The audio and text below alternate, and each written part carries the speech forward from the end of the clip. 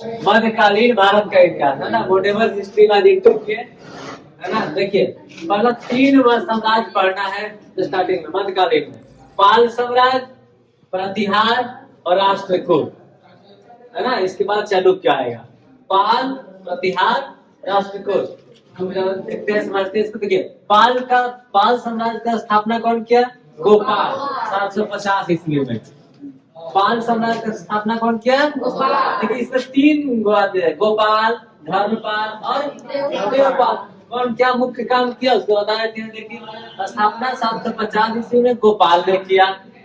देखिए इनका क्या उदंतपुरी विश्वविद्यालय है ना, उदंतपुरी विश्वविद्यालय बिहार शरीफ में है। गोपाल स्थापना किए।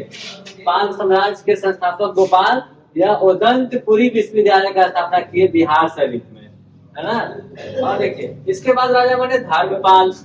कन्नौज पर नियंत्रण के लिए तीनों से पाल, प्रतिहार, राष्ट्रकूट में त्रिपक्षीय संघर्ष हुआ, जिसमें धर्मपाल विजय रहे।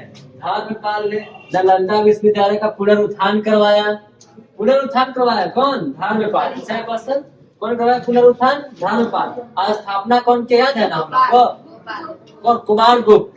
कौन के थे स्थापना नालंदा विश्वविद्यालय के? कुमार गुप्त करवाए थे। और ये पुनरुत्थान करवाया धर्मपाल। विक्रमशिला विश्वविद्यालय का स्थापना किए धर्मपाल।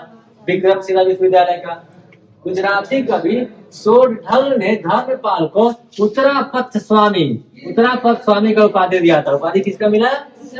किसको? धर्मपाल को उत्तरापथ स्वामी इसको मिला था, धर्मपाल को उत्तरापथ स्वामी। इसके बाद राजा बने कौन? देवपाल। और मैंने देवपाल ने अपना नियंत्रण असम का पुराना नाम था प्राग ज्योतिषपुर, जो अभी असम है ना, असम और उड़ीसा के भागों पर स्थापना किया। अपना स्थापित किया राज्य देवपाल। तो यही था पाल वंश का थोड़ा सा। इसके बाद स्टार्ट हुआ प्रतिहार वंश का उदय हुआ। गुर्जर प्रतिहार वंश को गुर्जर प्रतिहार भी कहा जाता है। प्रतिहार वंश को गुर्जर प्रतिहार भी कहा जाता है। देखिए उद्भव गुर्ज राष्ट्र या दक्षिण पश्चिम राजस्थान में हुआ था। उद्भव प्रतिहार का है ना, गुर्ज राष्ट्र या दक्षिण पश्चिम राजस्थान में हुआ था। इसके संस्थापक कौन था प्रतिहार वंश का? नागभट्ट प्रथम। याद रखिए संस्थापक प्रतिहार वंश का संस्थापक कौन था? नागभट्ट। देखिए मिहिर भोज प्रथम के दरबार में राजशेखर निवास करते थे। मिहिर भोज था प्रतिहार वंश का है ना। मिहिर भोज प्रथम के दरबार में राजशेखर निवास। राजशेखर, इसको ध्यान रखोगे सब। राजशेखर, इनकी राजशेखर की रचना है कर्पूर मंजरी, काव्य मीमांसा और धर्मविलास और बाल रामायण। बाल रामायण की रचना कौन किए? राजशेखर। याद कर लेना है ना। एक आया था अल मसूदी बगदाद से, वह प्रतिहार के बारे में वर्णन किया है अपना पुस्तक में। अल मसूदी कौन किया है? अल मसूदी। अब प्रतिहार को अल जुर्ज कहा है। अल जुर्ज है ना। इसमें देखिए गोपाल, धर्मपाल, देवपाल 3 था। इसमें देखिए नागभट्ट संस्थापक है, फिर नागभट्ट 2, फिर मिहिर भोज पर राजशेखर था। इसके बाद महेंद्रपाल प्रथम। ये 4 राजा मैंने मुख्य। उसके बाद राष्ट्रकूट साम्राज्य का स्थापना हुआ। स्थापना कौन किया? दंती दुर्ग। बहुत फेमस पूछा है क्वेश्चन। राष्ट्रकूट का स्थापना कौन किया? दंती दुर्ग।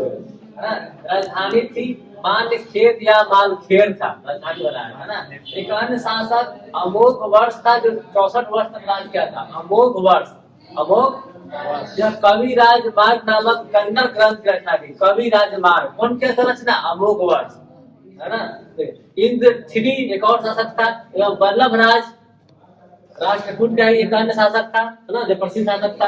कृष्ण तृतीय अंतिम प्रतिभाशाली शासक था राष्ट्रकूट का कृष्ण तृतीय बहुत प्रतिभाशाली, अंतिम प्रतिभाशाली शासक था। देखिए राष्ट्रकूट राजा कृष्ण प्रथम ने पूछा है हमेशा, कृष्ण प्रथम ने एलोरा में कैलाश मंदिर का निर्माण करवाया है। कृष्ण प्रथम राष्ट्रकूट शासक कृष्ण प्रथम ने एलोरा में कैलाश मंदिर का निर्माण। देखिए मध्यकालीन में वोटेवर में 3 पाल साम्राज्य, प्रतिहार और राष्ट्रकूट। अब इसके बाद क्या कहानी नेक्स्ट क्लास में पढ़ेंगे चोल साम्राज्य से।